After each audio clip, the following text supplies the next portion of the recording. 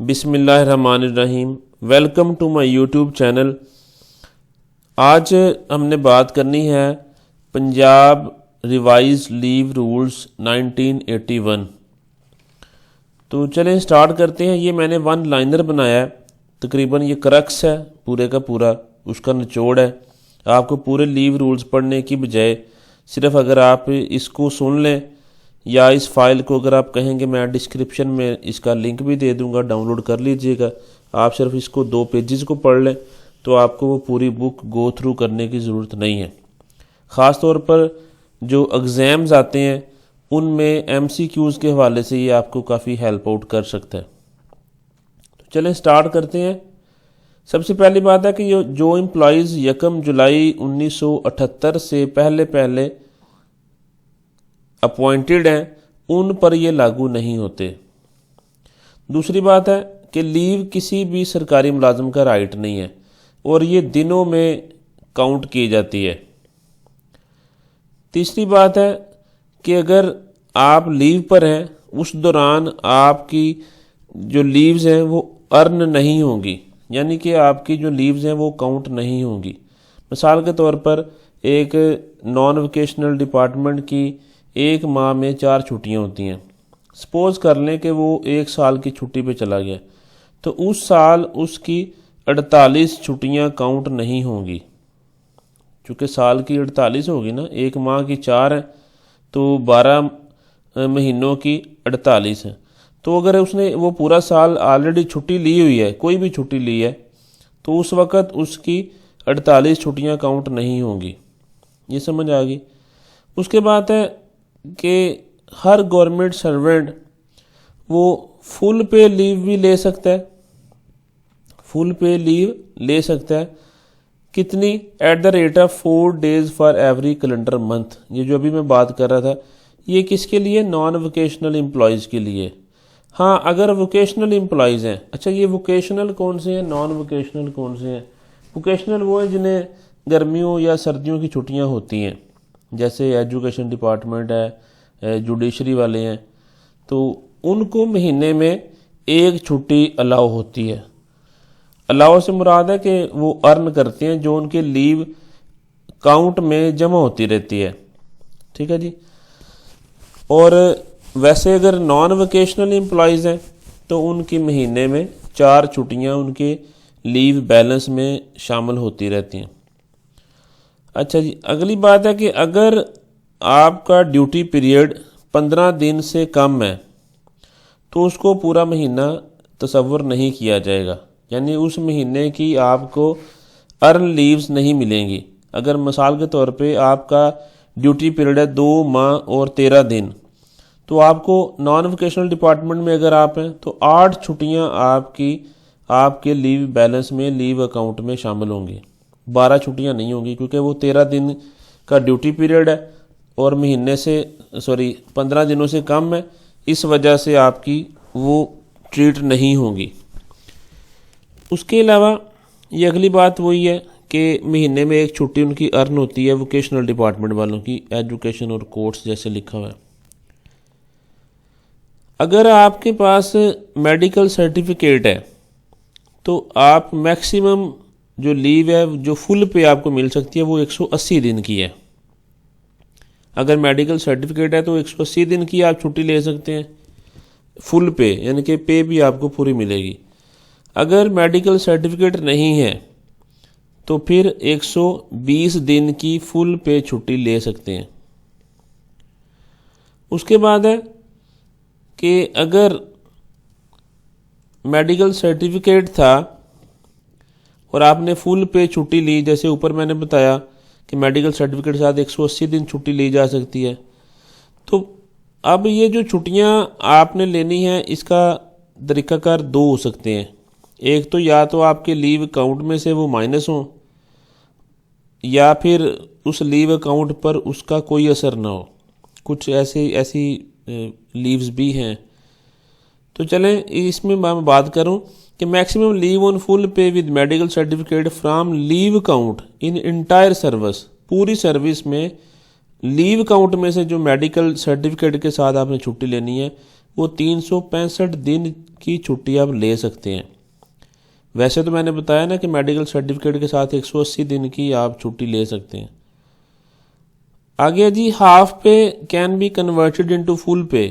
अगर 2 दिन की हाफ पे है तो वो 1 दिन फुल पे तसव्वुर की जाएगी, यानी कि आप उसको कन्वर्ट कर सकते हैं। उसके अलावा हाफ पे की कोई लिमिट नहीं है कि जितनी मर्जी आप हाफ पे छुट्टियां ले सकते हैं। आगे EOL है, एक्स्ट्रा ऑर्डिनरी लीव। ये हमेशा ही विदाउट पे होती है। अगर किसी सरकारी मुलाजिम की 10 साल मुसलसल सर्विस है तो वो EOL पर जा सकता है। कब? 5 साल तक। अगर सर्विस 10 साल से कम है तो फिर 2 साल की EOL वो अवेल कर सकता है, तो ये होगी विदाउट पे ही। समझ आ गई बात? अगर तो सर्विस 10 साल है तो फिर उसको 5 साल की EOL मिल सकती है। अगर 10 साल से कम सर्विस है फिर 2 साल की एक्स्ट्रा ऑर्डिनरी लीव वो ले सकता है। आगे है रिक्रिएशनल लीव। एक माली साल में ये सिर्फ एक दफ़ा ली जा सकती है, तो टोटल ये 15 हैं जो कि ली जा सकती हैं। 10 फुल पे होती हैं जो कि लीव अकाउंट में से हासिल की जाती हैं। फिर उसके अलावा जो वोकेशनल एम्प्लॉयज़ हैं उनके लिए ये रिक्रिएशनल लीव्स नहीं है। ठीक है, एक तो वोकेशनल वालों के लिए नहीं है, 15 हासिल की जा सकती हैं और 10 आपके लीव अकाउंट में से ये हासिल की जा सकती हैं। उसके बाद है जी लीव नॉट ड्यू। अगर अभी आपके लीव बैलेंस में लीव्स नहीं है लेकिन आपकी जो कॉम्पिटेंट अथॉरिटी है वो ये समझती है कि ये बंदे ने अभी सर्विस करनी है और इन फ्यूचर इसकी छुट्टियां हो सकती हैं, इसके लीव बैलेंस में छुट्टियां हो सकती हैं, तो तब लीव नॉट ड्यू आपको मिलती है। यानी कि अभी आपकी तरफ ड्यू नहीं है लेकिन आप ले सकते हैं। वो भी तब है जब आपकी क्रेडिबिलिटी है, जब कॉम्पिटेंट अथॉरिटी समझती है कि ये बंदे की रिप्यूट है, इसने भागना नहीं है, इसने सर्विस करनी है और वहाँ से इसकी लीव बैलेंस में छुट्टियाँ शामिल होती जाएंगी, तो वहाँ से हम डिडक्ट कर लेंगे। एक तो ये टेम्परेरी एम्प्लॉयज़ के लिए, कॉन्ट्रैक्ट एम्प्लॉयज़ के लिए ये नहीं है। और मैक्सिमम पूरी सर्विस में 365 दिन ये छुट्टी ली जा सकती है, लेकिन जो पहले 5 साल हैं सर्विस के, ये 90 दिन से ज़्यादा आप नहीं ले सकते और ये विद फुल पे आपको मिलती है लीव नॉट ड्यू। चूँकि जारी बात है आपके लीव बैलेंस में से ये माइनस होनी है, इस वजह से ये विद फुल पे है और जो पूरी सर्विस है उसमें मैक्सिमम 365 दिन ये छुट्टी आप ले सकते हैं। और ये जब आपने अवेल कर ली तो इन फ्यूचर जब आपने सर्विस करनी है उसमें से ये फिर माइनस होती जाएंगी लीव अकाउंट में से। आगे है जी स्पेशल लीव। ये सिर्फ और सिर्फ फीमेल सर्वेंट्स को मिल सकती है। कब? खुदा न खास्ता अगर उनके हस्बैंड की डेथ हो गई है, और ये मैक्सिमम 130 दिन तक ही मिलती है। इससे ज़्यादा नहीं हो सकती, इससे कम भी नहीं हो सकती। और ये कब शुरू होती है? जब मेडिकल सर्टिफिकेट डेथ सर्टिफिकेट जब प्रोवाइड किया जाता है, उस डेथ सर्टिफिकेट्स के फिल 4 उसके बाद ये तसव्वुर की जाती है। उसके अलावा लीव काउंट में से ये नहीं होती और ये started from date of death, यानी कि डेथ सर्टिफिकेट आपने जब प्रोवाइड कर दिया तब ये काउंट होना शुरू हो जाती है। लेकिन डेथ सर्टिफिकेट चूँकि बनने पे कुछ टाइम लगता है, कुछ दिन लगते हैं, इस वजह से ये स्टार्ट तो डेट ऑफ डेथ से हो जाती है, लेकिन मेडिकल डेथ सर्टिफिकेट जब आप प्रोवाइड करते हैं उस डेथ सर्टिफिकेट से फिर इसकी जो प्रॉपर काउंटिंग है वो स्टार्ट होती है, लेकिन गिनी ये डेट ऑफ डेथ से जाती है। आगे मैटरनिटी लीव है, ये भी फीमेल सर्वेंट्स को मिलती है। अगर तो वो वोकेशनल डिपार्टमेंट का है और परमानेंट है फिर तो ये जितनी दफ़ा मर्ज़ी ले सकती हैं। ठीक है, अगर वो वोकेशनल का नहीं है, नॉन वोकेशनल का है, तो फिर सिर्फ और सिर्फ 3 दफ़ा वो ये छुट्टी अवेल कर सकती हैं। हाँ, अगर कोई फीमेल सर्वेंट कॉन्ट्रैक्ट पे है तो फिर सिर्फ़ और सिर्फ वो 1 दफ़ा ये मैटरनिटी लीव ले सकती हैं और ये मैक्सिमम 90 दिन की होती है। अगर कोई कॉन्ट्रैक्ट पे है और मैटरनिटी लीव वो दोबारा लेना चाह रहा है तो फिर ये सारे के सारी जो पे है वो वापस करनी पड़ेगी, तो फिर ये आपको विदाउट पे मिल सकती है। आगे जी डिसेबिलिटी लीव। अगर कोई दौरान सर्विस किसी एम्प्लॉई को कोई डिसेबिलिटी हो गई है तो उस वक़्त ये ली जा सकती है। Maximum 720 days not debited from leave account. उसके अलावा पहले 180 दिन के लिए लीव सैलरी आपको फुल पे की जाएगी और जो बाकी का पीरियड है उस पे हाफ पे की जाएगी। उसके बाद है G ex Pakistan leave. Full pay leave payable in sterling if leave spend in Asia other than Pakistan and India. Asia में अगर आप पाकिस्तान और इंडिया के अलावा किसी कंट्री में, चाइना में, मालदीव में, श्रीलंका, बांग्लादेश वगैरह में कहीं ये लीव आप एंजॉय कर रहे हैं तो फिर आपको ये स्टर्लिंग पाउंड में मिलेगी। मैक्सिमम 120 दिन की है, ठीक है जी। और आगे ये रुपीज़ का चूँकि वो रूल में था उस वक़्त, अब ये नहीं चलता रुपीज़ के वाले से। आगे leave proprietary to retirement LPR। अगर किसी एम्प्लॉई के बैलेंस में छुट्टियां पड़ी हुई हैं और वो 365 दिन है तो फिर वो क्या करता है कि उन 365 दिन की छुट्टी ले सकता है।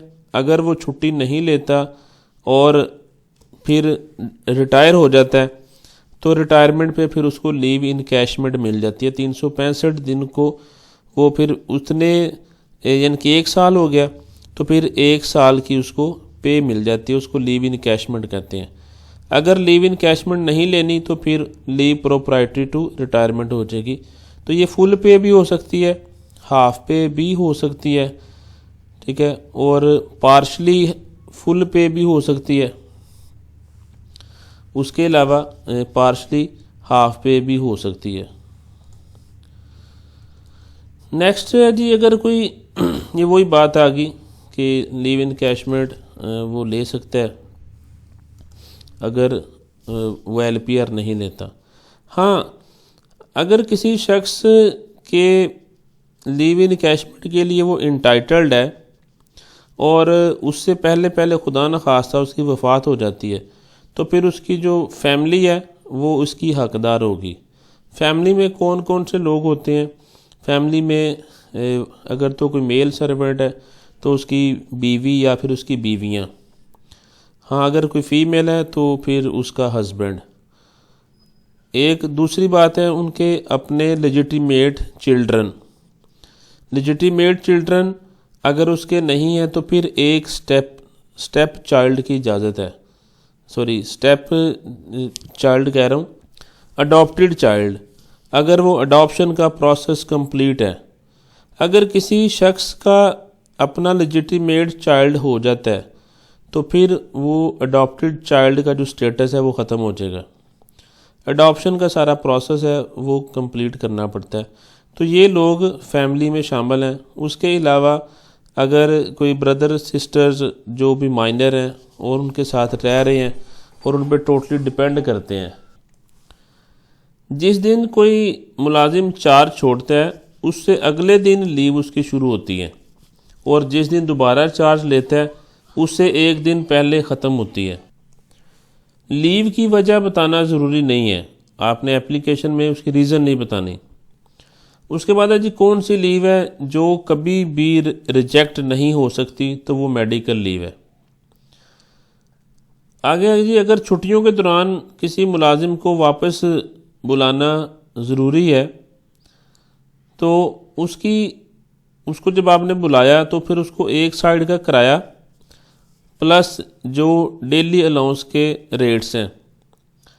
तो अब वो जहाँ छुट्टी गुजार रहा था और जहाँ उसको रिपोर्ट करने का कहा गया उस हिसाब से ये डेली अलाउंसेस और वन साइड का जो फेयर है वो काउंट किया जाएगा। जब तक छुट्टी ख़त्म नहीं होती किसी भी मुलाजिम को वापस आने की इजाज़त नहीं है। अगर कोई पोस्ट ख़त्म हो गई हो और मुलाजिम छुट्टी पर है तो वो अपनी छुट्टियां जारी रखेगा। अगर कोई सरकारी मुलाजिम मुलाजमत छोड़ दे तो उसकी लीव्स भी ख़त्म हो जाती हैं, वो उसमें लीव अकाउंट उसका नील हो जाता है। आगे क्वारंटाइन लीव है, ये एक्स्ट्रा कैजुअल लीव है और अगर कोई मेडिकल बोर्ड ये लिख के दे देता है कि फ़लाँ बंदा या सरकारी मुलाजिम को कोई ऐसी वबा है जिससे ये आगे किसी दूसरे मुलाजमीन को मुंतकिल होने का अंदेशा है, तो फिर उसको क्वारंटाइन में रखा जाता है। जैसे अभी रिसेंटली कोविड आया हुआ था, तो इस तरह की कोई वबा खुदा न खास्ता अगर आ जाए तो किसी मुलाजिम को अलहदा रखना पड़े तो उसकी ये जो छुट्टियाँ जितने दिन वो मेडिकल बोर्ड रिकमेंड करता है उतनी ही छुट्टियाँ उसको मिल सकती हैं और ये फुल पे होती हैं। उसके लीव अकाउंट में से ये डिडक्ट नहीं होती, डेबिट नहीं होती। आगे लीव इन कैशमेंट है, ये मैंने आपको बता दिया है। फिर हॉस्पिटल लीव है। हॉस्पिटल लीव एक तो लीव अकाउंट में से डेबिट नहीं होती, ठीक है, माइनस यानी कि नहीं होती। उसके अलावा 28 माह से ज़्यादा नहीं हो सकती, शैल नॉट एक्सीड 28 मंथ्स। उसके अलावा जो पहले 3 सालों में जो उसके 6 मंथ हैं वो 6 मंथ वो ले सकता है। अब ये जो 6 मंथ है इसमें से 3 माह फुल पे मिलेगी उसको और 3 माह हाफ पे मिलेगी। आगे जी सेकंड लास्ट है स्टडी लीव। एक तो ये एमसीक्यू में ये पूछा जाता है कि ये किस पर्पज़ के लिए हो सकती है। तो एक तो साइंटिफिक, टेक्निकल या सिमिलर प्रॉब्लम्स को स्टडी करना हो तो उसके लिए स्टडी लीव आप ले सकते हैं। Are to undergo special course of instructions, तो उसके लिए आपको स्टडी लीव मिल सकती है। ये डिपेंड करता है आपकी जो कॉम्पिटेंट अथॉरिटी है कि वो आपको कितनी स्टडी लीव दे सकती है। तो इसमें जो ड्यूरेशन होता है स्टडी का, ज़ाहिर बात है उस पे ये डिपेंड करती है। आगे कैजुअल लीव है, मैक्सिमम 1 साल में 25 हैं, 10 या 15, सॉरी यहाँ 25 लिखा हुआ है, 10 या 15 एट ए टाइम आप ले सकते हैं और एक पूरे कैलेंडर ईयर में ये 25 हो सकती हैं। तो ये सारे का सारा क्रक्स था लीव रूल्स 1981 का। इसमें से अगर किसी को कोई डाउट है, कोई बात पूछनी हो तो वो कमेंट करके पूछ सकता है। Thank you so much.